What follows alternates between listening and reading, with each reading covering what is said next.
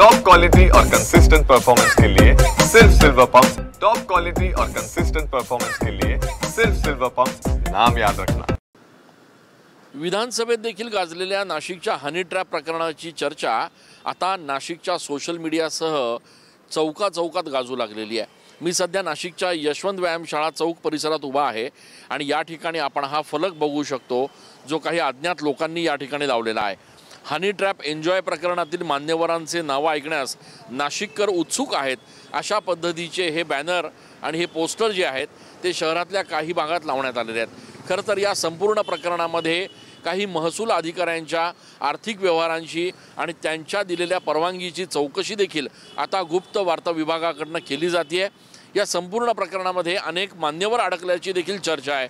मात्र याबाबतचे नावं अधिकृतरित्या जाहीर होतील का याबाबत आता नाशिक आणि संपूर्ण राज्यभरात चर्चा होऊ लागली आहे। एक मात्र निश्चित आहे की याबाबत तपास यंत्रणांच्या माध्यमातून नावं जाहीर हो न हो, मात्र या संपूर्ण प्रकरणाची चर्चा आता सोशल मीडिया आणि नाशिकच्या गल्लीमध्ये होऊ लागली आहे। कॅमेरा पर्सन खुशाल पाटीलसह मी चंदन पूजाधिकारी, TV9 मराठी।